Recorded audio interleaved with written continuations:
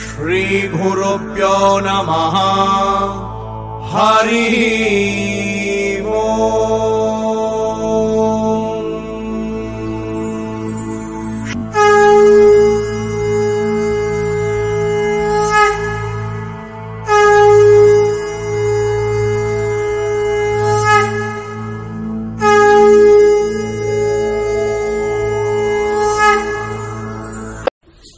చాలా కాలం క్రితం ఓ పిచ్చిరాజు గారు ఉండేవారు.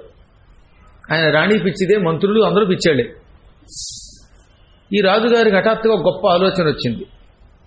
ఏమిటి ఆలోచన? అందరిలాగా పరిపాలన చేస్తే ఏం గొప్ప? అందరూ రాత్రి పడుకుంటున్నారు, పగలు వెలుగుగా ఉంటున్నారు. కాబట్టి పగలు నిద్ర వాళ్ళు రాత్రి వెలుగుగా ఉండాలి. పగలు చేసే పనులు రాత్రులు చేసే పనులు పగలు చేయాలని శాసనం చేశాట. మంత్రులు భలే భలే మహారాజా, ఇది కదా గొప్ప ప్రభుత్వం అంటే అన్నారట. ఈ పిచ్చి మహారాజు గారి శాసనం అంతా తెలియనటువంటి ఒక గురు శిష్యులు అక్కడికి వచ్చారు. వాళ్ళు రాగానే భటులు, రాత్రిపూట వెలుగుగా తిరుగుతున్నారంటే ఇది పగల కదండి అంటే, కాదు, మా రాజుగారి రాజ్యంలో పగలు రాత్రి, రాత్రి పగలైంది మీకు తెలియదేమో, ఇది పగలు అన్నారంటే వీపు పగలేస్తారు, కాబట్టి వెళ్ళి పడుకోండి అన్నారట. ఇది పెద్ద కష్టం అయిపోయింది వాళ్ళకి. ఇక్కడ ఈ ఊళ్ళో 4 రోజులు ఉందామంటే కష్టంగా ఉంది. ఎందుకంటే పగలేమో పడుకోవడం కష్టం, రాత్రి ఏమో మెలుగుగా ఉండడం కష్టం. పైగా పగలు పనులు కొన్ని, రాత్రి పగలు కొన్ని పగలు చేయాలంటే కొన్ని చికాకులు వస్తాయి దీంట్లో. దాంతో ఈ గురు శిష్యులు ఇద్దరూ కలిసి బాగా ఆలోచించారు. గురువుగారు చాలా తెలివైన వాడు నాగలాగా. అందుకని శిష్య ఇలా రారా అని పిలిచి ఈ రాజుగారికి ఒక గుణపాఠం చెబుదాం అన్నట్ట. ఇద్దరు కలిసి రాజుగారి దగ్గరికి వెళ్ళారు. వెళ్ళి తెగ పొగిడేశారు. అసలు ఇలాంటి రాజు ఉండడు, ఎవరికైనా పగలు రాత్రిగా, రాత్రి పగలుగా చేయాలనే ఊహే వస్తుందా? అసలు నీ మేధావి శక్తి వేరు, అసలు బుద్ధికి బృహస్పతిని ముందు బలాధారణ పొగడగానే ఆనందపడిపోయాడు ఆయన. మీరెవరు ఏమిటంటే, మేము గొప్ప దేవవస్త్రములు నేస్తామండి, 6 నెలలు గనక మమ్మల్ని బాగా పోషిస్తే మీకు అద్భుతమైన వస్త్రములు ఇస్తాం, ఆ వస్త్రం కట్టుకున్న వాడికి ఇంద్రపదవి వస్తుంది, అసలు భూలోకంలో అటువంటి వస్త్రం ఉండదండి అన్నారట. ఈ పొగడ్తలకు లొంగిన ఈ పిచ్చిరాజు అయితే దానికి ఏం కావాలంటే రాట్నం కాస్త దూది ఇస్తే చాలు, మేము 6 నెలల్లో నేసేస్తాం అనగానే మంత్రి గారు మాకు కూడా కావాలన్నట్ట. రాజుగారి భార్య రాణి గారు కూడా మాకు కావాలండి. అలాగే అందరికీ నేస్తాను, 6 నెలల్లో నేస్తాం. కానీ ఒక్క కిటుకుంది ఇక్కడ. తల్లి గనక అపవిత్రురాలైతే, శీలవతి కాకపోతే, పవిత్రురాలు కాకపోతే ఈ వస్త్రం ఎవరికి కనబడదు, కేవలం పతివ్రతల పుత్రుడికి మాత్రమే ఈ వస్త్రం కనబడుతుందన్నారు వీళ్ళు. వెంటనే రాజుగారు, మా ఆవిడ పతివ్రత, మా అమ్మ పతివ్రత, నేను పరమ పవిత్ర వంశవాణ్ణి, నేసేయండి అన్నట్ట. ఇక అందరూ మీసాలు మెలిట్టారు. మంత్రి గారు అలాగే అన్నారు, సేనాపతి గారు అలాగే అన్నారు, దండనాథుడు గారు అలాగే అన్నారు. దండనాథ, సేనాపతి, మంత్రి, రాజులకి వాళ్ళ భార్యలకి వస్త్రాలు మొదలెట్టారు. ఏంలా రాట్నం ముచ్చుకోవడం, ఉత్తుస్త్రీలు తిప్పడం, శుభ్రంగా తినడం వీళ్ళ పని. 6 నెలలు పోషిస్తున్నాడు కానీ. అందుకని నెలలాళ్ళు గడిచాక రాజుగారు వస్త్రాలు ఎంతవరకు వచ్చాయో చూడమని దండనాథుడిని పంపాడు. దండనాథుడు రాగానే వీళ్ళు ఉట్టునే రాట్నం తిప్పుతూ, చూశారండి ఎంత జిగేలు ఉంటున్నాయో, ఇంకెంతండి 5 నెలల్లో ఈ వస్త్రాలు మీకు రెడీ అయిపోతాయి. అదేమో లేడీస్కి, ఇది జెంట్స్ కనగానే ఈ దండనాథుడు బుర్రగొక్కుని అపవిత్రులు కనబడు అన్నారు. ఇప్పుడు ఈ వస్త్రం కనబడలేదంటే మా అమ్మ మీద అభాండం పడిపోతుంది అనుకుని వీరు కూడా అబ్బో ఏం వస్త్రం, అద్భుతం వస్త్రం, అద్భుతం అన్నాడు. అని రాజుగారి దగ్గరికి వెళ్ళి, మహారాజా వాళ్ళు ఎంత గొప్ప నేతగాళ్ళు అండి, ఆ వస్త్రాలు జిగేలు పట్టాయండి, నా కళ్ళు బయలు కమ్మేయండి, అసలు కళ్ళదోడు పెట్టుకుంటే కూడా చూడలేమండి, అంత కాంతివంతంగా ఉన్నాయని పొగడగానే ఇక రాజుగారు ఆనందపడిపోయాడు. ఎప్పుడు 5 నెలలు గడుస్తాయి, ఎప్పుడు బట్టలు వస్తాయి, అప్పుడు వేసుకుని మొత్తం నాగోలంతా తిరుగుదాం అనుకున్నాడు ఆయన. ఇంకో నెల గడిచాక ఈసారి సేనాధిపతిని పంపారు. ఆయన వచ్చి చూస్తే ఏం కనపట్ల. ఏమంటే ఇదిగో దండనాథుడి గారికి దగదగమని కనపడి బట్టలు ఇవేనండి, ఇంకా కొద్ది రోజుల్లో పూర్తయిపోతున్నాయన్నాడు ఈయన. దండనాథుడి తల్లి గొప్పది కాబట్టి ఆయన కనబడ్డాయి. మా అమ్మ ఎంత దుర్మార్గురాలో, దిక్కుమాలిన తల్లి, నాకు కనపడటం లేదు, ఇప్పుడు నాకు కనబడలేదంటే డేంజర్ అనుకుని అసలు దండనాథుడు ఏం వర్ణించాడు వాడు మొహం, దానికంటే ఇంకా బాగున్నాయి అని వీడు ఇంకా పొగిడేసి రాజుగారి దగ్గరికి వెళ్ళి ఏం బట్టలు అండి, దండనాథుడికి సరిగ్గా కళ్ళు కనపడవండి, నాకు కనబడ్డాయండి, సూర్యుడు దాని ముందు బలా చూడండి, ఆ ఆడవాళ్ల బట్టలు మగవాళ్ల బట్టలు బంగారంలో మెరిసిపోతున్నాయండి అన్నట్ట. ఇంకో 2 నెలలు గడిచింది. ఇంక 2 నెలల్లో బట్టలు పూర్తవుతాయనగా రాజుగారు ఈసారి మంత్రి గారిని పంపారు. మంత్రి గారు వచ్చి చూశారు. ఏవి బట్టలు అంటే, ఇవిగోనండి ఇవేండి దగదగలాడిపోతున్నాయి కదా అన్నట్ట. ఇప్పుడు మంత్రి గారు కిరీటం తీసి బుర్రగొక్కుని దండనాథుడికి కనబడి, సేనాధిపతికి కనబడి, నాకు కనబట్టలేదంటే మా అమ్మ ఎటువంటిదో అనుకుని వాళ్ళ అమ్మని కాస్త లోపల తిట్టుకుని ఇప్పుడు నాకు కనబడలేదంటే నా జన్మ గురించి అందరూ లేనిపోని చర్చలు చేస్తారు. చిచ్చి అనుకుని పైకి మాత్రం లేని నవ్వు తెచ్చుకుని మీరు నవ్వినట్టుగా నవ్వి, ఏం వస్త్రాలు, దేవతా వస్త్రాలు అంటే ఎంత గొప్పగా ఉంటాయని నాకు తెలియదు. లోపల ఏడుగురు పైకి మళ్ళీ ఏం దేవతా వస్త్రాలను పొగిడి, మహారాజా అసలు మన దండనాథుడు సేనాధిపతి సరిగ్గా వర్ణన చేయటం చేతగాని వాళ్ళండి, భాష రాదండి వాళ్ళకి, ఏం బట్టలండి అన్నాడు. ఇక రాజుగారికి లోపల పొంగు వచ్చింది. కానీ 2 నెలల దాకా వెళ్ళడానికి వీల్లేదు. 6 నెలలు అయ్యాక రావద్దన్నాడు ఆయన. అందుకని 6వ నెల అయ్యాక ఉవ్విళ్ళు ఊరిపోతూ రాణిగారిని తీసుకుని మరి వెళ్ళాడు. రండి రాణిగారు, రండి రాజుగారు, మీ తల్లులు మహాత్ములు, మీరు చాలా గొప్పవాళ్ళని ముందే పొగిడేసి, ఇదిగోనండి దండనాథుడికి, సేనాధిపతికి, మంత్రికి ధగధగా కనపడినటువంటి వస్త్రాలు, ఇది మీకు, ఇది మంత్రికి, ఇది సేనాధిపతికి, ఇది దండనాథుడికి, ఇది రాణిగారి చీర, ఇది మంత్రి గారి భార్య చీర, ఇది సేనాపతి భార్య మొదటి భార్య చీర, ఇది దండనాథుడి గారి 3వ భార్య చీర అన్నట్ట. రాజుగారు రాణిగారు కూడా లోపల కుళ్ళుకుపోయారు. రాణిగారికి కనపడదు, రాజుగారికి కనపడదు. నాకు కనబడలేదంటే మా అమ్మ గురించి రాజుగారు తెప్పుతాడని ఈవిడ, నాకు కనబడలేదంటే ఈవిడ తెప్పుతుందని ఆయన.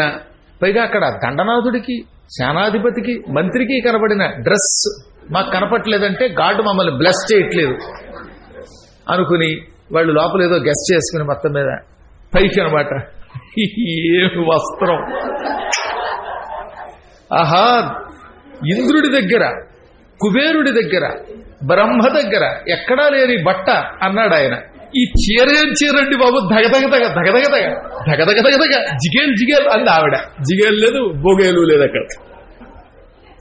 ఆ తదనంతరం ఈ చీరలు ఇలా చేత్తో ఉత్తుత్తిలో గుచ్చుకుని, ఏదండి కానుకలు ఇవ్వండి అనగా కానుకలు ఇచ్చేసాడు రాజుగారి వాళ్ళకి. 6 నెలలకి సరిపడ మొత్తం ఎంత మూట ఇచ్చేట, బస్తాలకు బస్తాలు. ఇవన్నీ ఏనుగు మీద వేయించి, ఈ బట్టలు మేమే కట్టిస్తామండి అని లేడీస్ని పిలిపించి రాణిగారికి చీర కట్టండి అనగా వాళ్ళు భయపడ్డారు. ఎందుకంటే చీర కనపడలేదంటే వాళ్ళు గడించారు. అందుకని వాళ్ళు కూడా రాణిగారికి చేరిపి ఉత్తుత్తి చీర కట్టారు.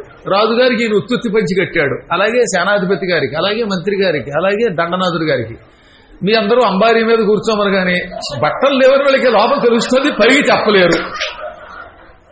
పైకి మాత్రం ఓహో అండం.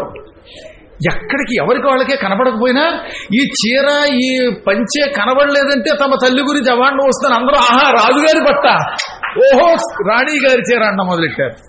ఇక వీళ్ళని రథంలో కూర్చోబెట్టి పెడుతుంటే సిగ్గుతో రాజుగారికి బెంగగా ఉంది, రాణిగారికి సిగ్గు ఉంది, కానీ పైకి మాత్రం మా చీర అండం. ఇలా ఊరంతా ఎవరికి వాడే టముకు అని మొత్తం మీద వాడిని ఊరేగించారు. దేవవస్త్రాలు అని అందరూ పొగడ్డం. ఆఖరిని ఏం జరిగింది, ఒక కుర్రాడు ఉన్నాడు, ఓ 8 ఏళ్ల కుర్రాడు.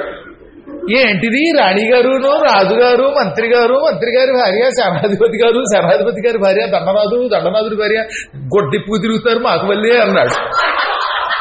అప్పుడు రాజుగారికి వెలిగింది. వెంటనే ఆయన రథసారథిని, ఒరే లేదని చెప్పరా, మా బట్టలు కనబడుతున్నాయంటే, కనబడకపోతే మా అమ్మ మీద అభాండం వేస్తారని, కనబడుతున్నాయండి అన్నట్ట. వెంటనే రాజుగారు ఆ పక్కన ఉన్నటువంటి గొడ్ల మీద వేసుకుని అంతఃపురానికి పరిగెత్తుకెళ్ళి, ఎవరక్కడ ఆ గురు శిష్యులు ఇద్దరిని తీసుకురండి. ఇంకెక్క గురు శిష్యులు, వాళ్ళు ఎప్పుడో వెళ్ళిపోయారు, ఏనుగు మీద వేసుకు మరిగిపోయారు మొత్తం బంగారం అంతా. అప్పటి నుంచి దేవవస్త్రములు అన్నారు, ఏమీ కనబడం దాన్ని. అద్భుతమైన కథలు కదండి మన పురాణ కథలు. అందుకని ఎవరైనా బట్టలు కట్టుకోకుండా ఉంటే దేవవస్త్రం ధరించాడు రానివారన్నమాట. కాబట్టి దేవవస్త్రాలకి ఇలాంటి మాటలు కూడా ఉన్నాయి. చాలా విచిత్రమైన పదాలు ఎన్నెన్నో ఉన్నాయి. ఈయన దేవవస్త్రం ధరించాడు. ఇప్పుడు అది అసలు రహస్యం. ఇక్కడ పురూరవ చక్రవర్తి అప్పటిదాకా గుడ్డలేనివాడు, ఆవిడిచ్చిన దేవవస్త్రం నిజంగా కట్టుకున్నాక, ఊర్వశి ఎందుకు ఇంత అన్యాయం చేశావంటే, మేము వేశ్యలం, అందున దేవలోకంలో వేశ్యలం, మేము ఒక చోట ఉండడానికి కుదరదు. అసలు మా ప్రేమని శాశ్వతమని ఎవరు అనుకోమన్నారయ్యా? పరమాత్ముడిని తలుచుకుని ముక్తి పొందక ఈ అశాశ్వతమైన సౌందర్యం కోసం వెంటబడతావా? ఈ దిక్కుమాలని శరీరం మీద నీకింత వ్యామోహమా?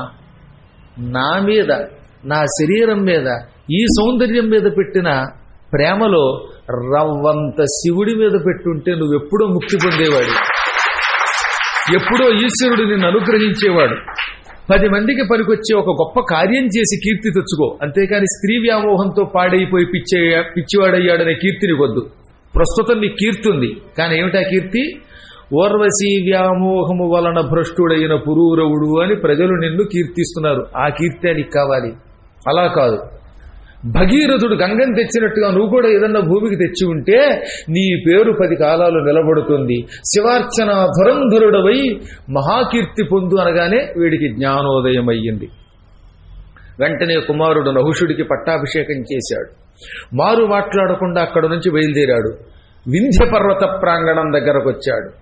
వచ్చి అక్కడ ఒక ప్రాంతంలో కూర్చుని అతి కఠోర దీక్షతో శివుడి కోసం పూర్ణం వర్ష సహస్రంతు పూర్తిగా 1000 సంవత్సరముల కాలం కఠోర తపస్సు చేశాడు. 1 రోజు కాదు, 2 రోజులు కాదు, 1000 years కూర్చున్నవాడు లేవలేదట. అసలు సాధారణంగా తపస్సు చేసేవాడు స్నానాలకో కాలకృత్యాలకో లేస్తారు.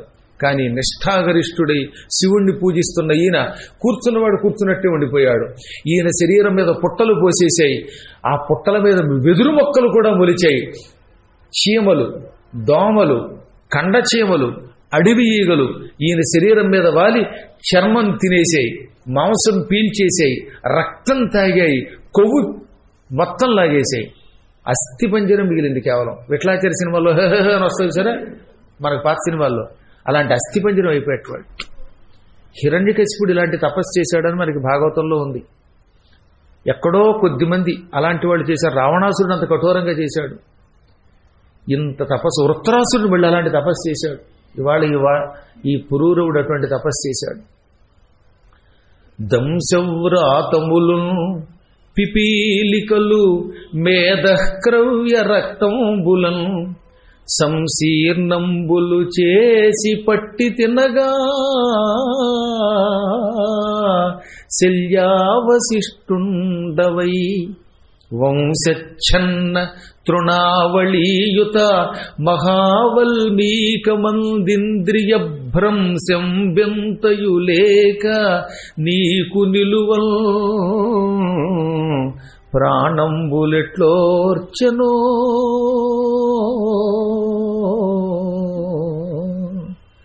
బ్రహ్మ అంటాడు హిరణ్యకశిపుడి తపస్సుకు వచ్చి, అలాంటి తపస్సు చేశాడు ఈయన.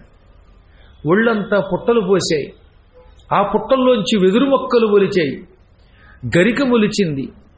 నీ శరీరం అంతా ఈగలు చీమలు చేరాయి. దంశములు అంటే అడవి ఈగలు, ఇంతంత ఈగలు. అవి కుడితే గేదెలకు కూడా రక్తం వస్తుందండి. మీరు చూడండి, గేదె ఈగలను ఉంటాయి, అవి కుడితే పాపం గేదెలు కూడా దోమలకు తట్టుకోలేవు ఆ ఈగలకి. అడవి ఈగలు కుట్టాయంటే చర్మం కందిపోయి పుండైపోతుంది, నెత్తురు వరదై కారిపోతుంది. అటువంటి దంశవ్రాతములు, ఇంతంత పిపీలికలు, చీమలు రక్తమాంసాలు పీల్చేసాయి. చర్మం లేదు, రక్తం లేదు, మాంసం లేదు. ఇక మిగిలిందేముంది? కేవలం ఎముకల పోగు. ఎలా బతికవయ్య అసలు అన్నాడు బ్రహ్మే ఆ శరీరాన్ని చూసి. ఎముకల పోగులో ప్రాణములు ఎలా నిలబడ్డాయి, అసలు నీ ప్రాణం ఎలా తట్టుకుందో, నువ్వెలా ఓర్చుకున్నావు? ఓరి ఓరి నువ్వు రాక్షస తపస్సు చేసావురా అన్నాడు ఆయన. అంతటి తపస్సు చేసేట పాప ఆయన. ఎప్పుడైనా వ్యసనములకు గురైన వాడు, నేను పాపాత్ముడయ్యానని పశ్చాత్తాపం పొందినవాడు ఒక్కసారి మంచి మార్గంలోకి వస్తే వాడంత మొండేవాడు ఉండడు. వాడు అలా తపస్సు చేస్తాడు. రోజు జపం చేసేవాడు పెద్దగా చేయరట. పూర్వం చలమని ఉండేవాడు, గుడిపాటి వెంకటాచలం. వాడంత పాపాత్ముడు లేడు. ఒక్కసారి రమణ మహర్షుల దగ్గరికి వెళ్ళాడు, వాడి జాతకమే మారిపోయింది. ఇంకంత తపస్సు ఎవడు చేయలేదు. అయ్యో నేను పిచ్చి పుస్తకాలు రాసి ప్రపంచం పాడు చేశాను, ఆ పుస్తకాలు చదువుకునే వాళ్ళు ఇంకా పాడేది వస్తున్నారు, నేను మాత్రం బాగుపడ్డాను. తర్వాత ఏడ్చాడు ఆయన. చాలా మంది అంతే, మొదట్లో భ్రష్టులు, తర్వాత శిష్టులు అయిపోతారు. వాళ్ళకి మార్పు వస్తుంది. మార్పు వస్తే ఎంత భక్తి అండి వాళ్ళకి, ఎటువంటి పాటలు పాడతారండి. కానీ ఈలోపు వాళ్ళ వల్ల జరిగే నష్టం ఎక్కువగా ఉంటుంది. ఏ జన్మెత్తినా జన్మలో శివార్చన చేసే జన్మ కావాలన్నాడు మహానుభావుడు శంకరుడు అనమాట. శంకరస్య చరితా కథామృతం చంద్రశేఖర గుణానుకీర్తనం నీలకంఠ తవ పాద సేవనం సంభవంతు మమ జన్మ జన్మని. శంకర, నీ దివ్య కథామృతం తాగాలి. ఏ జన్మెత్తినా పర్వాలేదు, నాకు పునర్జన్మ లేకుండా మోక్షం ఇమ్మని కోరను, నాకు పునర్జన్మ లేకుండా చెయ్యి, ముక్తి ఇయ్యి, నీ లోకానికి పట్టుకుపోని కోరను. నేను ఎన్ని జన్మలెత్తినా పర్వాలేదు, కానీ ఆ జన్మలో పరమ పవిత్రమైన నీ కథామృతం త్రాగాలి. పద్మాకర్ గారు నీ గురించి చెబుతూ ఉంటే శ్రద్ధగా అక్కడ కూర్చుని వినాలి. నీ గుణములు రోజు కీర్తించాలి. చంద్రశేఖర చంద్రశేఖర అంటూ నీ గుణములను వర్ణించాలి. నీ పాదసేవ చెయ్యాలి. నీ పాదసేవ అంటే గుడి బడి చేయటమే నీ పాదసేవ. నీ అర్చన సమయంలో అక్కడ సేవ చెయ్యాలి మేము. అలాంటి బతుకు మాకి ఏ జన్మలో అయినా ఇవి నాకు రావాలి అన్నాడు ఆయన. కాబట్టి మనం పునర్జన్మ వద్దని కోరుకోకర్లా. ఏమో ఇంకో జన్మ రావచ్చు, కానీ ఆ జన్మలో మళ్ళీ మేము ఉత్తమ జన్మ ఎత్తాలి, నిన్ను సేవించాలి. మాకు భుక్తికి ముక్తికి లోటు ఉండకూడదు. మేము తీర్థయాత్రలకు తిరగడానికి డబ్బియ్యి, పురాణం వినడానికి డబ్బియ్యి, దానములు చేయడానికి ధనమియ్యి, నిత్యం నీ అర్చనలు అభిషేకములు చేసుకోవడానికి కావలసినంత ఇయ్యి. అలాంటి పవిత్రమైన మనస్సు జన్మ అయ్యి అది కోరుకోవాలండి. ఎందుకు ఆయనకి సమర్పించకపోతే అపవిత్రమైన ఈ శరీరం ఎందుకండి? నిజంగా అర్జునుడు ద్రోణాచార్యుడితో నీకు సమర్పించని నా జన్మ ఎందుకన్నాడు, గురువు గారికి నా శరీరం సమర్పించకపోతే ఎందుకన్నాడు. మహానుభావుడు ప్రహ్లాదుడు నారదునితో ఈ శరీరం నాకు వచ్చింది, ఇది నీ పాదాల చెంత సమర్పిస్తున్నానన్నాడు. అలా ఎంతో మందిని, విప్రనారాయణుడి దగ్గర భ్రష్టురాలుగా అయిపోయిన దేవదేవి రంగనాథ ఈ శరీరం ఎందుకు నీకు సమర్పించకపోతే అంది. రుక్మిణీదేవి కృష్ణుడితో ధన్యచరిత నీకు దాస్యంబు చేయని జన్మవేళ ఎన్ని జన్మములకు అన్నది. నీకు దాస్యం చేయకపోతే ఎందుకు అన్నది. అది జన్మంటే. ఈ ప్రపంచంలో జన్మంటే, ఉత్తమ జన్మంటే మీలాంటి వాళ్ళదనమాట. ఈ పురాణాన్ని ప్రోత్సహించేవారు మీలాంటి వాడు పెరిగితేనే దేశం బాగుపడుతుంది. అప్పుడు ఇప్పటికే మనకి ఆ విశ్వనాథాలయం అద్భుతంగా తయారయ్యింది, రామాలయం వస్తోంది, సౌరాష్ట్రాలయం అద్భుతంగా తయారైంది, మధురలో కూడా కృష్ణ జన్మస్థానం కూడా మనకు ఒక మహాలయంగా తయారయ్యి వస్తుంది. అలాంటి వాళ్ళు మనకు కావాలి. అందువల్ల ఈయన కఠోర తపస్సు చేసి శరీరం అంతా చిక్కిపోయిన శల్యావశిష్టుడైపోయాడు. శల్యం అంటే ఎముక, అవశిష్టం అంటే మిగిలింది. శల్యావశిష్టం అంటే ఎముకలే మిగిలే, శరీరంలో ఏం లేదు కదా. అది బ్రహ్మకి ఆశ్చర్యం కలిగించింది అనమాట.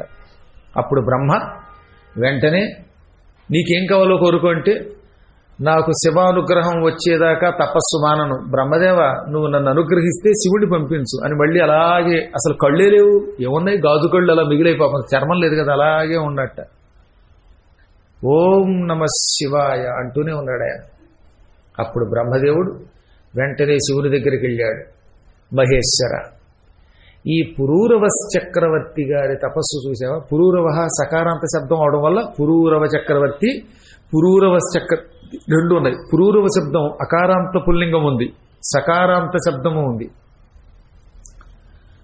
విశ్రవ శబ్దం కూడా అటువంటిదే, అందుకే విశ్రవో అంటాం మనం, విశ్రవసహ అంటాం. పురూరవుడు కఠోర తపస్సు చేస్తున్నాడు. ఆ తపస్సుకి నాకే హృదయం కరిగిపోయింది. ఆయనకి ప్రాణం మిగిలింది తప్ప శరీరంలో ఏమీ లేవు.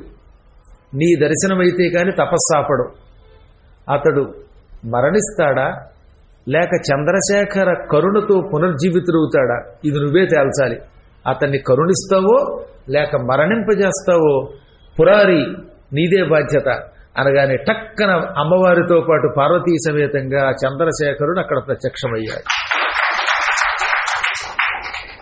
పురూరవుడి మీద తన చెయ్యి అలా ఉంచాడు. ఉంచగానే పుట్టలు పోయాయి, గుట్టలు పోయాయి. అందమైన శరీరం ఆయనకు వచ్చింది. ఎముకల పోగు మీద మళ్ళీ చర్మం, మాంసం అన్ని వచ్చి పరమసుందరాకారుడైపోయాడు పురూరవుడు. ఇతఃపూర్వ సౌందర్య దేహం ఉండేది. ఇతఃపూర్వం ఆయనకి నిజంగా అందమైన శరీరమే, కానీ ఇప్పుడు అంతకంటే కోటి రెట్ల సౌందర్యంతో కూడిన ఆరోగ్య శరీరం ఆయనకు వచ్చింది. శివానుగ్రహం అంటే ముసలాడు కూడా పొడుచువాడైపోతాడు. ఆయన అనుగ్రహం లేకపోతే పొడుచాడు కూడా ముసలాడులో ఉంటాడు.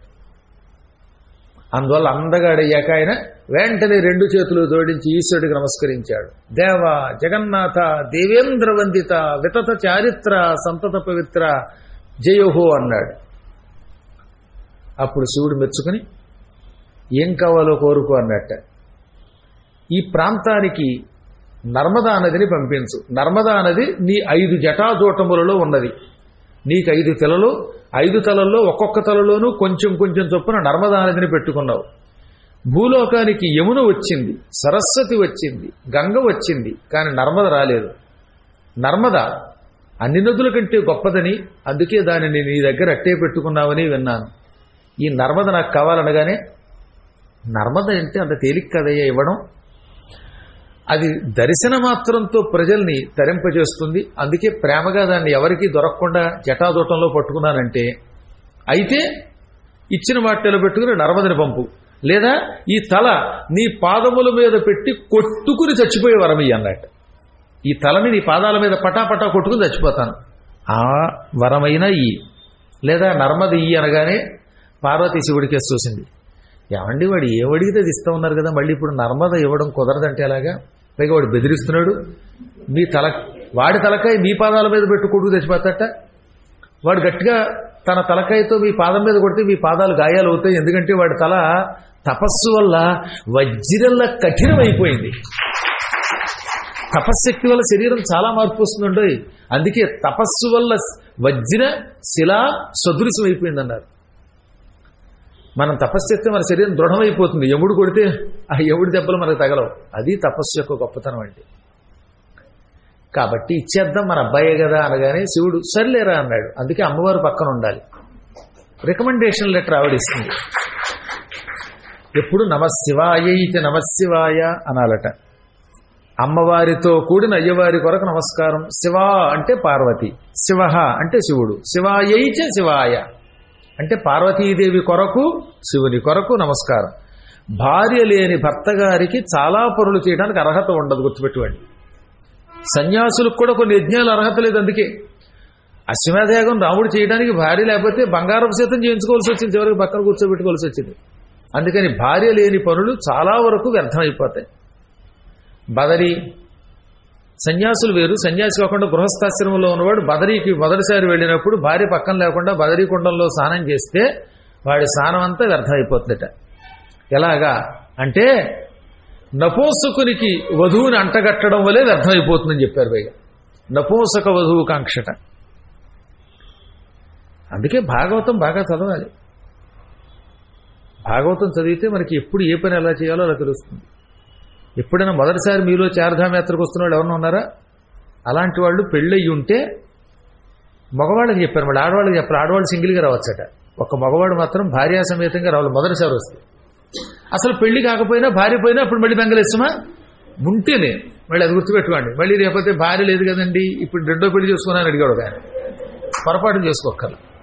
భార్య లేకపోతే ఎక్సెప్షన్ ఇది. ఎలాగో భార్యను అడవిలో చేత వదిలినట్టుగా వదిలితే అప్పుడు బంగారం చేతి చేయించుకోవాలి తప్ప భార్య లేకపోతే అసలు ఏమి ఇబ్బంది లేదు. సన్యాసులకు ఇబ్బంది లేదు, పెళ్లి కాని బ్రహ్మచారులకు అసలు గొడవే లేదు.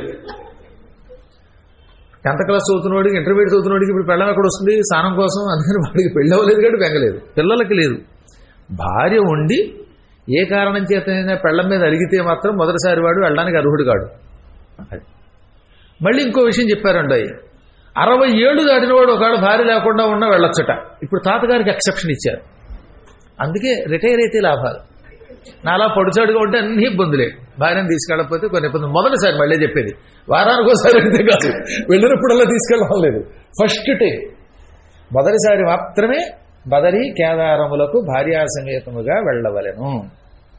తర్వాత ఏడాదికి ఒకసారి చొప్పున పెడుతూ ఉంటే మాత్రం ఏ వ్యంగా అక్కర్లా. కొంతమందికి పూర్వజన్మ సుకృతం వల్ల 40 ఏళ్ళు వచ్చినా పెళ్ళవలేదు అనుకోండి, వాడు ఇంకా అదృష్టవంతుడు. మాకున్నాళ్ళు అండి ఒకడు నెత్తంతా వెంట్రుకలు ఊడిపోయి గురువుగారు నాకు పెళ్ళి, గురువుగారు నాకు పెళ్ళి అంటాడు. వాడికి 45 ఏళ్ళు వచ్చాయి పాపం.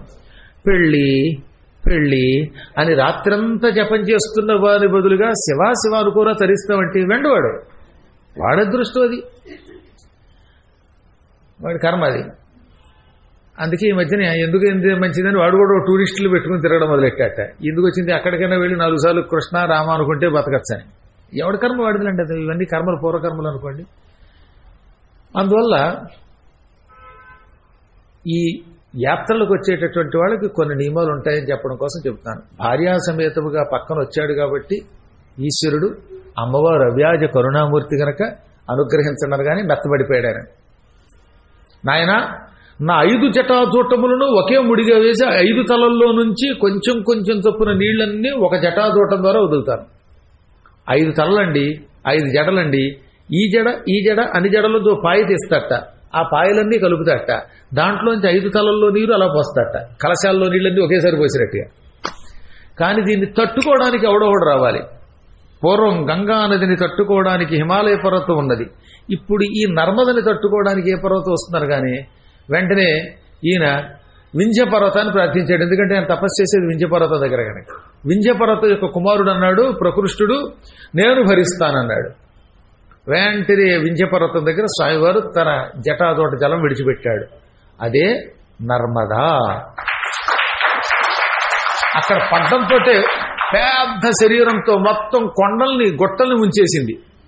అప్పుడు దేవతలు వచ్చారు. ఇంత భయంకరాకారంతో భూమిని అంతా నాశనం చేస్తే ఎలాగమ్మా?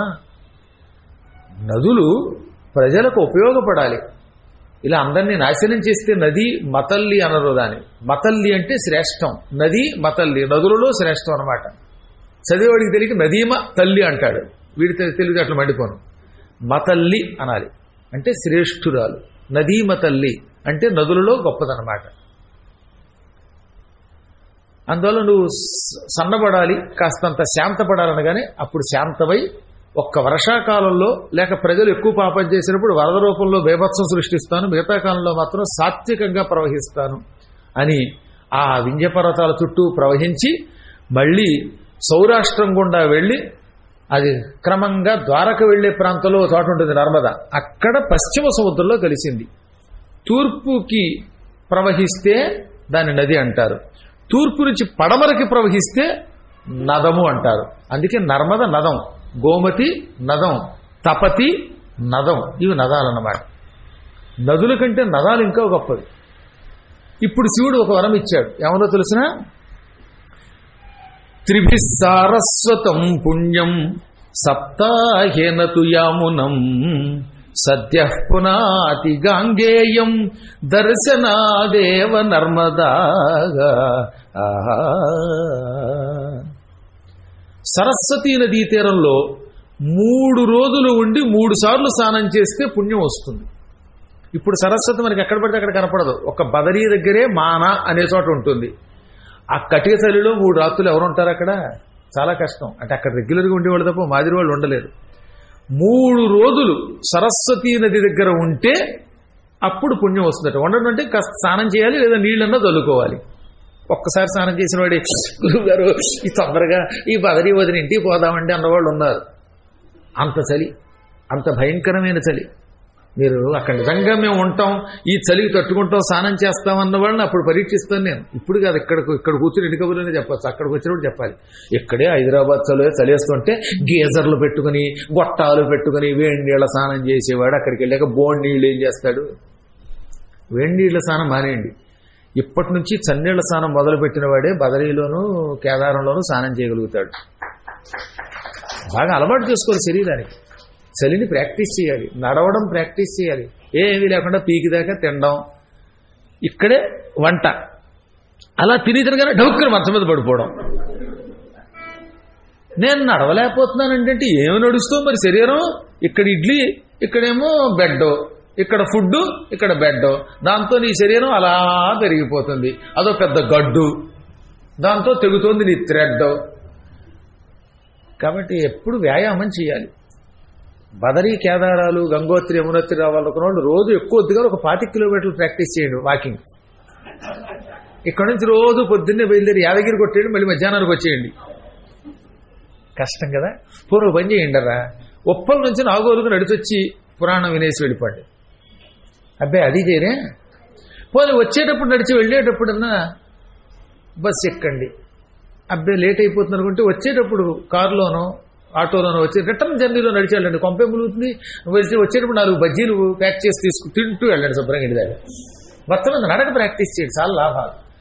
అప్పుడు మీకు వచ్చే లాభం ఏంటంటే కేదారంలో గుర్రం ఎక్కడం కంటే, పల్లకి ఎక్కడం కంటే, డోలి అనమాట, లేదా హెలికాప్టర్ ఎక్కడం కంటే నడిచి ఎక్కితే అడుగడుక్కు ఒక అశ్వమేధయాగ ఫలితం వస్తుంది. పదే పదే అశ్వమేధ ఫలం లభేత్తన్నారు. సరే, ఏది ఏమైనా సరస్వతీ నదీ తీరంలో 3 రోజుల నుండి స్నానం చేసినా నీళ్లు చల్లుకున్నా పుణ్యం. కాబట్టి సరస్వతి దగ్గర 2 రోజులు ఉండాలని 3 days. సప్తాహేనతు యామునం, యమునా నదీ తీరంలో సప్తాహం. అందుకే బృందావనంలో 7 రోజులు భాగవత సప్తాహం చేయాలి. సప్తాహం అంటే 7, బృందావనంలో 7 రోజులు ఉండాల్సిందే, కంపల్సరీగా 7 nights ఉండవలసిందే, డేస్ కాదు నైట్స్. 7 రాత్రులు అక్కడ పడుకోవాలి. యమునలో 7 రోజులు స్నానం లేదా కనీసం జల్లుకున్న పుణ్యం. కానీ గంగానది అలా కదట, సద్యపునాతి, ఒక్కసారి స్నానం చేసినంత మాత్రం చేతే పవిత్రులు చేస్తుంది గంగ. కాబట్టి కాశీ వెళ్ళాం, 9 రాత్రులు ఏమని వెంగక్కర్లా, ఒక్కసారైనా కాశీ గంగలో బుడుంగు బుడుంగుని ములిగినా, కాస్త ఈత కొట్టినా అప్పుడు వాడు తరిస్తాడు. ఈ 3 ఎంత గొప్పవు కదా. కానీ నర్మదలో స్నానం చేయలేకపోయినా, చేయడం మానవునికి అశ్రమాలు ఏర్పరు గొడవ. ఒకవేళ కుదరకపోతే రైల్లో వెడుతూ ఆగి అక్కడ చూసినా చాలు, దర్శనాదేవ నర్మద దర్శన మాత్రం చేతనే తరింపజేస్తుంది, అంత గొప్పది నర్మద. అటువంటి నర్మద దగ్గర 5 రోజులు ఉండడం అంటే ఇప్పుడు ఎంత గొప్పదో ఇప్పుడు ఆలోచించండి. మరి కేవలం చూస్తేనే తరింపజేసే నర్మద దగ్గర 5 రోజులుండి 2 పూట్ల స్నానం చేస్తూ ఓంకారేశ్వరుణ్ణి అమరేశ్వరుణ్ణి చూస్తూ గురువు గారు చెప్పే 12 జ్యోతిర్లింగాలు వింటూ ఉంటే అటువంటి వాడు సాక్షాత్తు శివస్వరూపుడు కాక ఇంకేమవుతాడు? వాడు శివస్వరూపుడు ఎందుకు అవుతాడు అని శివుడు వరమిచ్చాడు. ఇప్పుడు ఈ నది పుట్టాక ఎవరు చూస్తూ ఉండగా?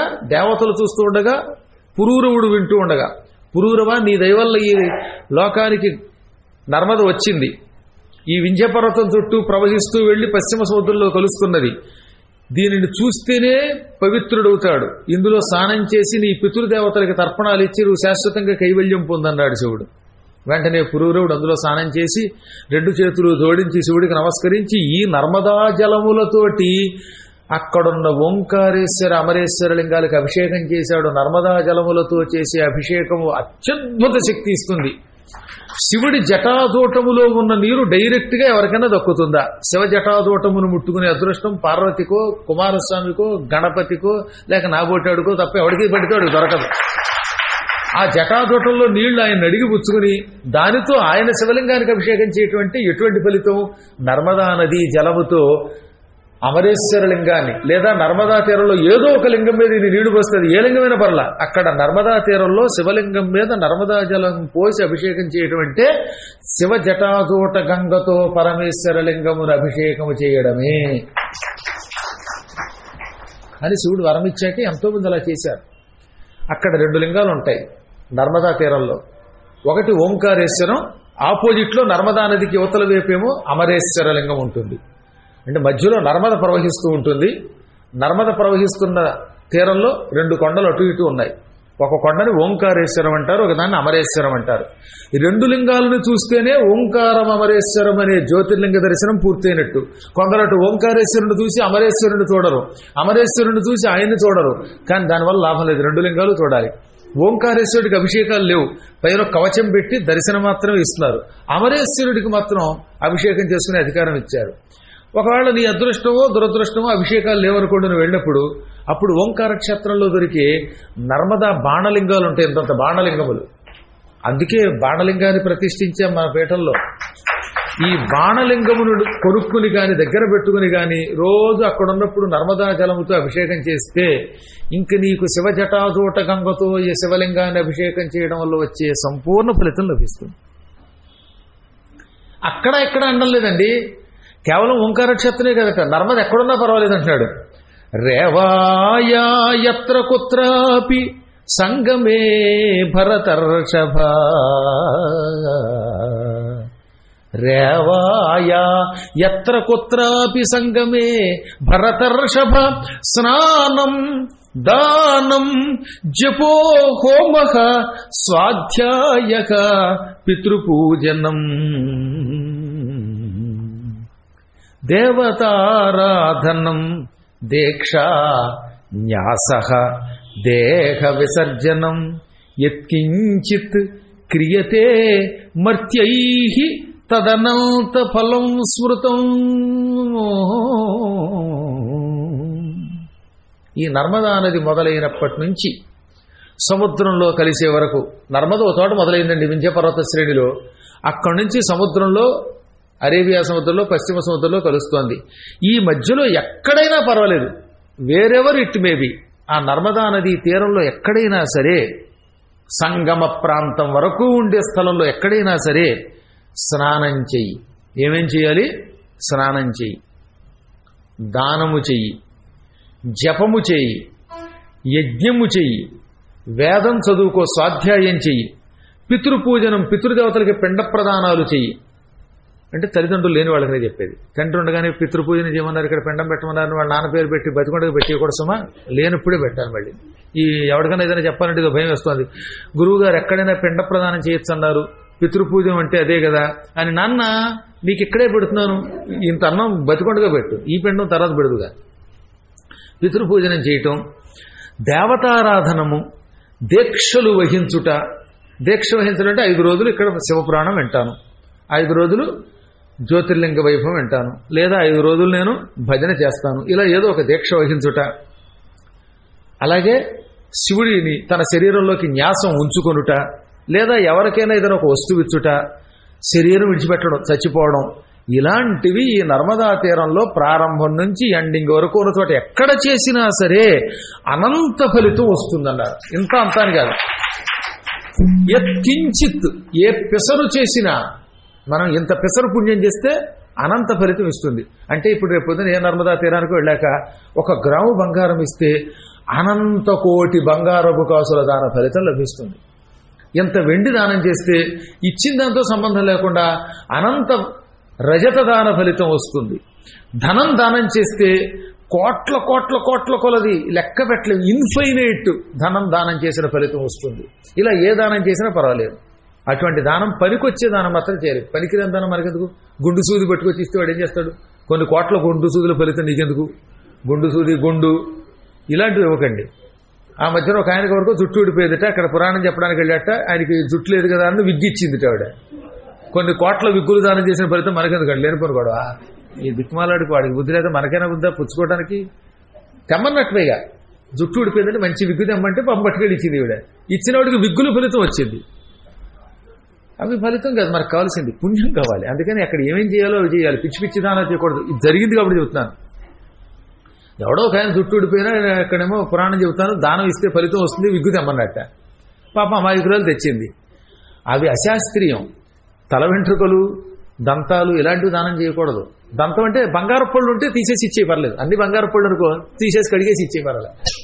అవివమే అమ్మ బంగారం లాంటి పళ్ళు ఎలా ఇస్తావు అనుకోక, ఇస్తే సువర్ణం లేదా వెండి వస్త్రములు, అవి కూడా మంచి వస్త్రాలు.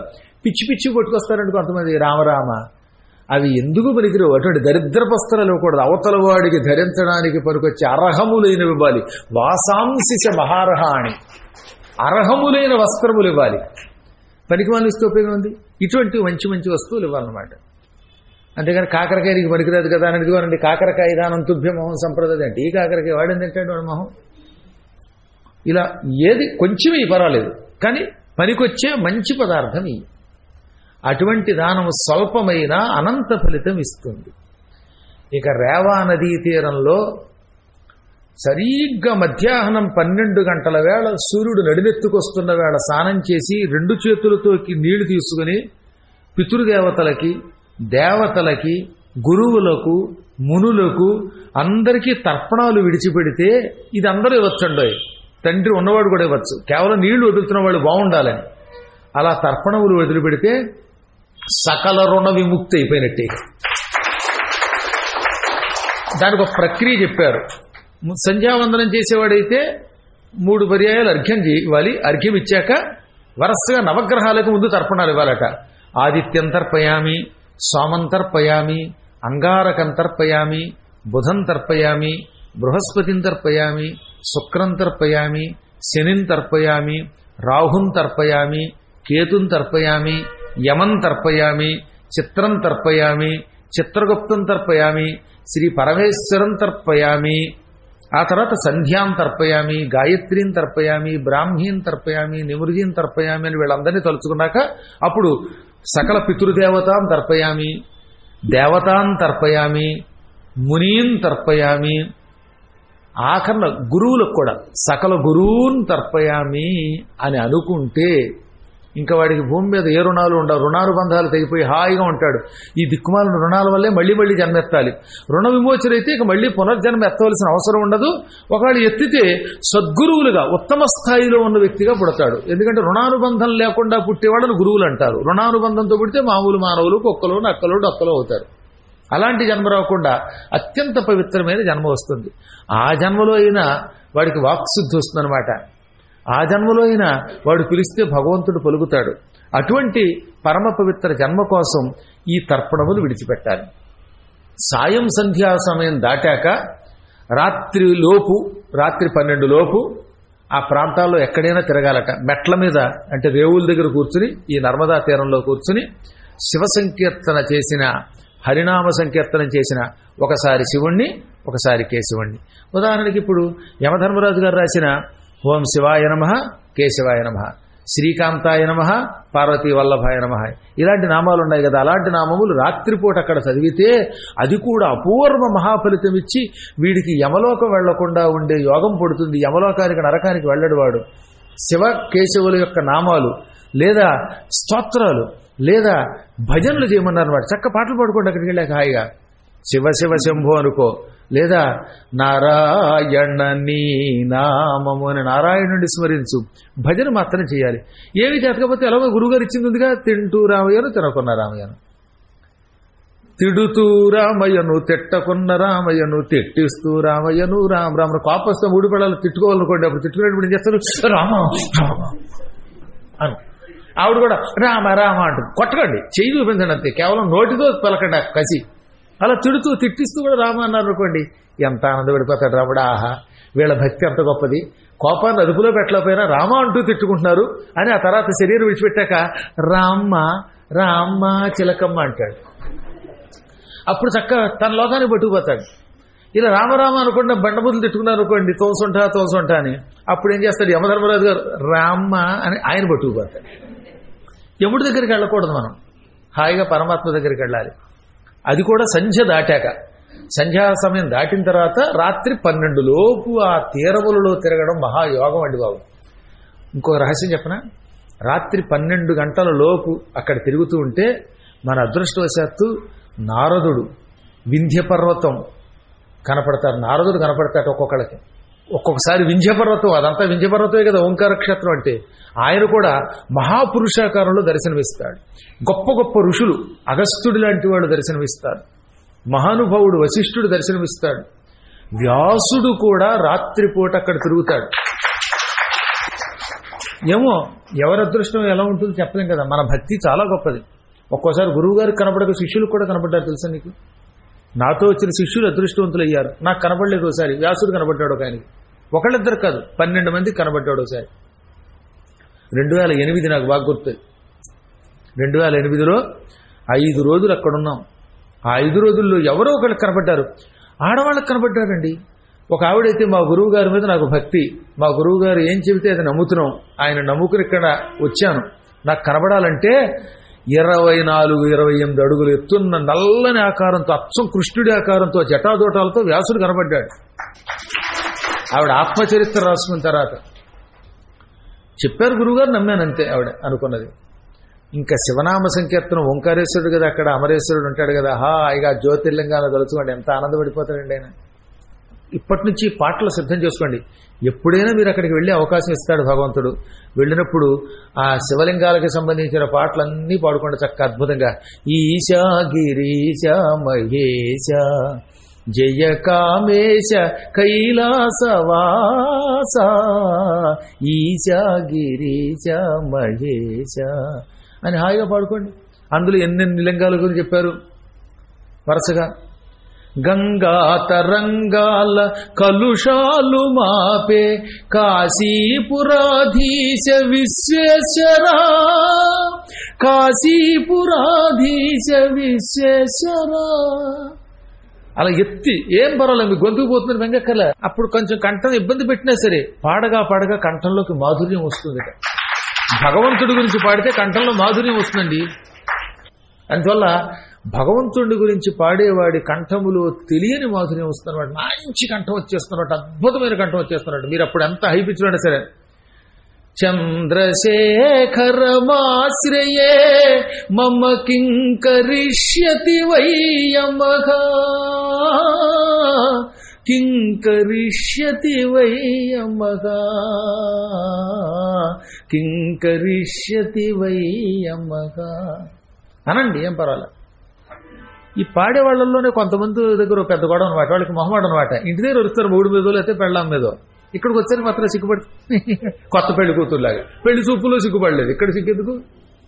కాబట్టి నిశ్చంతగా ఎవడు పరమాత్మ నామ సంకీర్తనము దగ్గర సిగ్గుపడకుండా త్యక్తలజ్జుడై చెరిస్తాడో, గొంతెత్తి పాడతాడో వాడికి సులభముగా పరమాత్మ భక్తులు మునులు దర్శనమిస్తారు.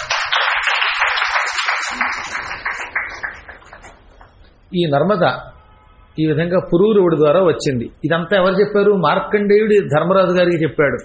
ధర్మరాజా, నీవు భాగ్యవంతుడివి, ఈ నది మీ వంశస్థుడు, మీ చంద్రవంశస్థుడు తీసుకొచ్చాడు, కాబట్టి నువ్వు కూడా ఇక్కడ ఉండి స్నానం చేయమంటే ధర్మరాజు గారు 3 రోజులు అక్కడ ఉన్నట్టండి. 3 రోజులు ఉండి నర్మదా నది యొక్క మొత్తం వైశిష్ట్యం అంతా విన్నాడు, ఇక్కడున్న కథలన్నీ విన్నాడు, హాయిగా స్నానం చేశాడు. అదృష్టం ఏంటో తెలిసిన, ఆయన నిజానికి అరణ్యవాసం చేస్తూ తీర్థయాత్రలకు వచ్చాడు. ఆ సమయంలో వాళ్ళకి ఏమున్నాయి, పెద్దగా బంగారపు నగలు అన్నీ వదిలేసి వచ్చారు, కిరీటాలు తీసి వచ్చారు కదా. ఆయనకి బంగారం దానం చేయాలనిపించింది. దానం చేయడానికి బంగారం లేదు. ఏదో ద్రౌపది దగ్గర ఉన్నాయి కొన్ని వస్తువులు, అవి తీయలేదు ఆవిడ. పుణ్యస్త్రీలు తీయని గాజులు తప్పలేవు, ఆ గాజులు అడగడం బాగుండదు. ఎలా? వెంటనే ఆయన శివుడి సన్నిధానంలో శివాలయానికి శివుడి భక్తులకి దానం చేయడానికి అనుమతి ఇయ్యి, తగిన ధనమియ్యి అని కృష్ణుడిని ప్రార్థించాడు. శివుడి కోసం కృష్ణుడిని, కృష్ణుడి కోసం శివుడిని ప్రార్థించాలి. వెంటనే టక్కన విచిత్రుడు తెలిసిన కృష్ణుడు అక్కడ ప్రత్యక్షమయ్యాడు. పిలిస్తే వస్తాడు కృష్ణుడు. మా నారాయణుడు అంటే ఎవరు అనుకుంటారండి? ఆయన్ని పిలిస్తే సత్యంగా వస్తాడు కాబట్టి సత్యనారాయణుడు. ఆయన భజన సత్య ఫలితం ఇస్తుంది గనక సత్యనారాయణుడు. సత్యం పలికే వాళ్ళని అనుగ్రహిస్తాడు గనక సత్యనారాయణుడు.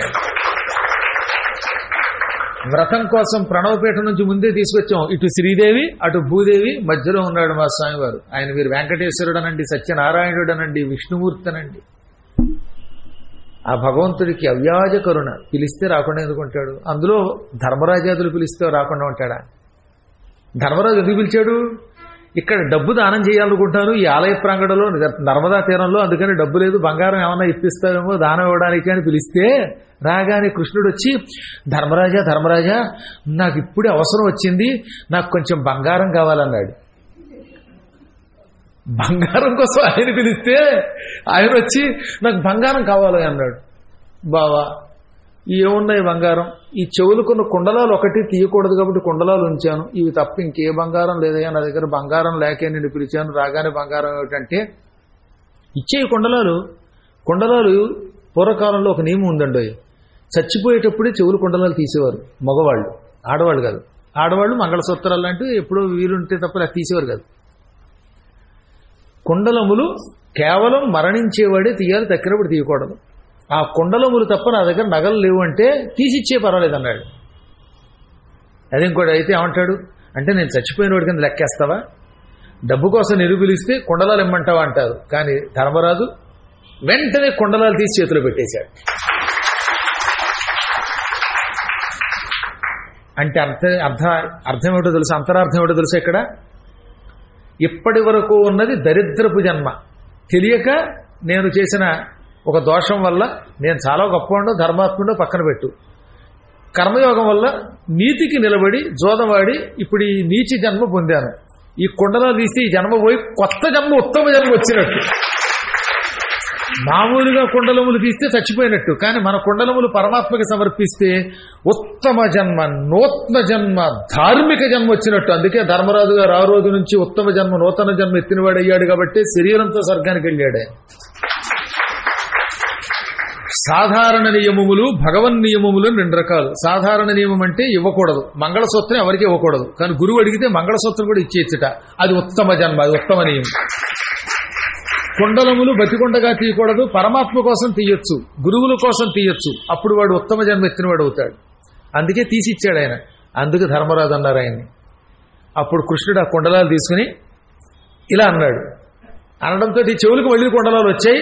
ఈ కుండలములు అలా ధారగా ఆయన ఎదురుగుండా పడ్డం మొదలెట్టాట. శ్రీకృష్ణుడి చేతిలో ఉన్న ధర్మరాజు గారి కుండలములు ఎంతంత కుండలములు అలా వర్షంగా కురిశాయి. ఇచ్చింది 2 కుండలములు. ఆ కుండలములు పుచ్చుకుని చెవులకు మళ్ళీ కుండలాలు ఇచ్చాడు. ఎదురుగుండా కుండలాల వర్షం కురిపించాడు. ఒక్కొక్క కుండలం 5 గ్రాములు, ఇదో 5 గ్రాములు, ఇది 5 గ్రాములు, అంటే 2 కుండలములు 10 గ్రాములు. 10 గ్రాముల బంగారం కొండంతగా వర్షంగా కురిపించాడు. ఆ బంగారాన్ని ఎంతో లెక్క పెట్టడం, తోచటం చెయ్యాలంటే కుబేరుడు రావాలట. మళ్ళీ అంత బంగారం కురిపించాడు ఆయన. పుచ్చుకునేదెంత, ఇచ్చుకునేదంత. అందుకని భగవంతుడికి మనం ఎంత ఇస్తే కొండంత ఇస్తాడు. ఇప్పుడు అర్థమైందా? భగవంతుడికి మనం ఇచ్చేది ఎంతో అక్కల. 700 ఫీజు కట్టామనుకోండి సత్యనారాయణకి, అది 7 కోట్లు ఈ వెనక్కి తిరిగి వస్తుంది. అది జ్ఞానులకు తెలుసు. అలా రావాలని కోరుకుని చేయకండి. నిష్కల్మషమైన భక్తితో ఫలితం ఆశించకుండా నిష్కాములమై ఆయనకి సమర్పిస్తే తిరిగి ఎంత వస్తుందో నాకు తెలుసు. అది భగవంతుడికి సమర్పించిన ఏదీ వ్యర్థం కాదు. మహాత్ములకి, భగవంతునికి, గురువులకు, పురాణములకు, ఇలాంటి పుస్తకాలకి, వాటికి సమర్పించే ప్రతి ధనము అపూర్వమై మన వెంట వస్తుంది. అదే మన వెంట వచ్చే ధనం. మిగతా ధనాలు ఏమి రావు. ఈ ధనాలన్నీ ఇక్కడే పోతాయి. ధనాని భూమౌ, నువ్వు సంపాదించిన డబ్బంతా ఈ భూమి మీదే కలిసిపోతుంది. నీ బ్యాంక్ బ్యాలెన్స్ అవుతుంది తెచ్చిపోయాక, అబ్బే వీడి ఆధార్ వేస్ట్, నామినీ ఎవరినో ఉంటే వాడికి ఇస్తారు ఈ డబ్బులు, లేకపోతే కూడా రావు కదా. ఇక్కడ పాపం 25 లక్షలు ఎఫ్డీ ఉందండి ఒక ఆయనకి. ఈ ఎఫ్డీ పైకి తీసుకెళ్ళడం అలా కుదరట్లేదు కదా. యమలోకానికో స్వర్గలోకానికో ఈ ఎఫ్డీ ఎలా వస్తుందండి? ఏ బ్యాంకు వాడు పైకి పంపలేడేమిటో. పని ఆన్లైన్ ట్రాన్సాక్షన్ అన్నప్పుడు ఈ ఆన్లైన్ అక్కడికి పనిచేయనే ఈ డబ్బు రాదు. పోనీ ఈ డబ్బేనంటే ఇల్లు రాదు. ఒప్పల్లులో నెలకొన్న బంగారపుటిల్లు నాది అని పాడుకోవడమే కానీ పోనీ ఇల్లు పైకి పట్టుకెళ్ళలేడా? ఈయన ఏమైనా పట్టుకెళ్తాడేమో అడగాలి ఎప్పుడన్నా. ఇప్పుడుగా 100 వెళ్ళాక. పోనీ ఈ వాహనాలు, ఎర్ర కారు, అదేదో మాంధాత కాలన్నటి కారు, బ్లూ కారు, ఈ కార్లు, తర్వాత బైక్, ఇవేవి రావు కూడా. దిక్కుమాలు కూడా ఒక్కటి పైకి పట్టుకెళ్ళలేం మనం. మరి పుణ్యాత్ములు స్వర్గానికి వెళ్ళేటప్పుడు విమానంలో ఈ కారు పట్టుకుపోదాం అంటే ఆ కారు వదిలేస్తాడు. వాహనాలు రావు, ఇల్లు రాదు, ధనము రావు, అన్నీ భూమి మీద వదిలేసుకోవాల్సిందే. ధనాన్ని భూమవు, భూమి ఎందే ధనములు వదిలి వెళ్ళవలసిందే. ఇంకా పశువులు ఉన్నాయి. కొందరు గుర్రాలు, కొందరు ఏనుగులు. ఇప్పుడు ఏనుగు ఎవడు పెంచుతాడు లేడు, పీరుగు అయిపోతాడు. ఇక ఏవో ఆవులు, గేదెలు, ఈ బర్రెలు ఇవన్నీ ఉన్నాయిగా. అవి గోశాలల్లో, ఆ శాలల్లో వదిలిపోవలసిందే. నా ఆవు అంటే చావు తర్వాత ఆవు రాదు, గేదె రాదు. పోనీ దున్నపోతు పెంచుకుంటే ఈ దున్నపోతున్న యమధర్మరాజు గారు నా దున్నపోతుతో పాటు తీసుకొద్దాం అనుకుంటాడా? ఆయన దున్నపోతే కానీ ఈ దున్నపోతు వెళ్ళదు కూడా. ఈ దున్నపోతు ఇక్కడ ఉండవలసిందే. పశువశ్చ గోష్ఠే, పశువులు గోశాలల్లో ఉండవలసిందే. ఆ వాటికి సంబంధించిన శాలల్లో ఉంటాయి. మరి భార్య గుమ్మం దగ్గరే, ఏవండి ఆ గుమ్మం దగ్గరే ఉంటుంది కానీ ఇంతో శ్మశానానికి రాదు. పిల్లలు కూడా శ్మశానం దాకా వస్తారండి. బంధువులు పిల్లలు శ్మశానం దాకా వస్తారు. కొడుకులు ఉంటే కొడుకులు, అల్లుళ్ళు ఉంటే అల్లుళ్ళు. వీళ్ళంతా ఎందుకంటే ఆస్తులు ఇచ్చారు కనుక కనీసం అక్కడ దాకా వెళ్ళకపోతే బాగుండదు, నలుగురు తిడతారు కూడా వస్తారు. వీళ్ళంతా శ్మశానానికి వచ్చిన తర్వాత ఈ మధ్యన శ్మశానంలో ఏమిటో తెలిసిన, శవానికి నిప్పెట్టి పక్కన కూర్చొని టీలు తాగుతున్నారు. టీలు తెచ్చారు, నేను చూశాను. శ్మశానంలో టీలు ఏమిటి, 2000 టీ పార్టీ మండిపోను. అక్కడ కూడా టీ పార్టీ రా, ఒక్కటి అడగకూడదు. అవునా, జరిగింది ఇది. కాబట్టి అక్కడ కూడా ఏడవరు ఎవరు. ఏ మాత్రం సంపాదించారంటారు, ఎవరికి రాశారంటారు, ఇవే చర్చ. శ్మశానంలో ఏడ్చేవాడు లేడు, వీడితో కూడా వచ్చేవాడు లేడు. కొంతమంది కనీసం పూర్వం దహనం అయ్యేదాకా ఉండేవారు, ఇప్పుడు అది లేదు. నిప్పెట్టిన తర్వాత పని ఉందండి వెళ్ళిపోతానండి, నాకు అమెరికాలో పని ఉందండి, వేసవ ఉందండి అంటాం. తండ్రి ఎక్కడ, కొడుకు అక్కడ. అసలు రావడం మానేశారులేండి. ఇంకా రహస్యం తెలుసా, చస్తే ఏడ్చేవాళ్ళు లేరు ఇప్పుడు. పూర్వం ఏడ్చేవారు. చాలా కాలం క్రితం నేను హైదరాబాద్లో జూబ్లీ హిల్స్ దగ్గర ఓ డాక్టర్ గారి ఇంట్లో ఉపన్యాసానికి వెళ్ళాను. ఆ డాక్టర్ గారు తల్లిపోతే ఆ టైంలో గరుడ పురాణం చెప్పని బతిమాలేరులేండి. చాలా బతిమాలితే తప్పనిసరి చెప్పాను. చాలా ఏళ్ల క్రితం, కొంచెం యువకుడిని. ఇప్పుడు యువకుడినే, అప్పుడు ఇంకొంచెం యువకుడిని. అప్పుడు ఈ గరుడ పురాణం చెబుతుంటే రోజు పొద్దున్న సాయంత్రం ఒక 5, 6, 10 మంది వచ్చేసేవారు. వచ్చేసి ఆడవాళ్ళు మగవాళ్ళు అనమాట. బాప్పోయ్, బహమ్మోయ్, అమ్మమ్మోయ్, అత్తయ్యోయ్, ఇలా రకరకాల వరుసలు అనమాట. ఒక్కొక్కడు ఒక్కొక్క వరుస అనమాట. ఒక్కొక్కడు వచ్చేమో కూతురోయ్, ఒక్కొక్కడేమో బామ్మోయ్, ఒకళ్ళు అమ్మమ్మ, ఒకడేమో అత్తయ్య, ఇలా పిలిచి అప్పుడే వెళ్ళిపోయాయా, నీకు 100 ఏళ్ళు నిండాయా, 100 ఏళ్ళు నిండకవుతే చచ్చిపోతే, అలా ఏడవడం. 2 పూట్ల ఏడ్చేవారు. నాకేమో ఈ గరుడ పురాణం చెప్తున్నప్పుడు ఏడుస్తుంటే డిస్టర్బ్ అయిపోయి డాక్టర్ గారిని పిలిచి, ఏంటండి ఇలా ఏడ్చేస్తారు, ఇంతమంది బంధువులు ఉన్నారా మీకంటే, లేదండి వాళ్ళంతా బంధువులు కాదండి అంటే, మరి ఎందుకు ఏడుస్తున్నారన్నాను. మా అమ్మ పోయింది కదండి, పోయినప్పుడు 2 పూట్ల ఎవరో ఒకళ్ళు ఏడవకపోతే ఇంటికి అరిస్ట్ అంట, ఎవరో చెప్పారు, ఏడవడానికి నాకు కుదరదు, ప్రాక్టీస్ ఎక్కువ, బోల్డ్ డబ్బులు వస్తాయి పేషెంట్ల దగ్గర, నాకు పేషెంట్స్ తక్కువ, అందుకని కాంట్రాక్ట్ ఇచ్చానండి. వాళ్ళు 2 పూట్ల వచ్చి ఒక అరగంట ఏడవడానికి ఈ 11 రోజులకి 30,000 ఆ రోజుల్లో. క్యాటరింగ్, ఏడుపు క్యాటరింగ్. బంధువులు లేకపోతే ఇప్పుడు ఆ వెంగలేదు, పూర్వలో ఏడవరనే వెంగక్కర్ల, 2 పూట్ల వచ్చి క్యాటరింగ్ వేసి వెళ్ళిపోతారు. నాకు ఉపన్యాసానికి 2,000 ఇచ్చాడు, 7 పూట్లకు 30,000 ఇచ్చాడు. గరుడ పురాణానికి 2,000 ఆ రోజుల్లో. నేను అడగను కదా మరి అందుకని. కానీ ఏడుపు కొట్టాడు పరిపాలా, అదో దరిద్రం కర్మ. ఏడుపు క్యాటరింగ్, అన్నాలకి క్యాటరింగ్, మంచినీళ్ళకి క్యాటరింగ్, అన్ని క్యాటరింగ్లే. ఆఖరి శ్మశానాలకి పట్టుబడకి కూడా క్యాటరింగేనండి బాబు. రామరమ్మ వాహనం వచ్చి వాడే పట్టుకుపోతాడని, వాడే అన్నీ చేస్తాడు, వీడు అలా ఉంటాడు. ఏం కర్మయోగం చూడండి మరి. కాబట్టి అంతా ఇళ్ల దగ్గర ఉంటారు, ఏడుస్తారు, ఒక్కడు రాడు. అన్ని ఇక్కడ ఉండిపోతే మరి ఈ జీవుడు వెంట వచ్చేది ఏమిటి? కర్మానుగో గచ్చతి జీవయేకః. తన కర్మను అనుసరించి వాడు ఒక్కడే ఒంటరిగా పెడతాడు. అంటే వీడు వెంట వచ్చేది కర్మ, అంటే చేసిన పని యొక్క ఫలితం. మంచి చేస్తే మంచి ఫలితం, చెడ్డ చేస్తే చెడ్డ ఫలితం, ఇవి కూడా వస్తాయి.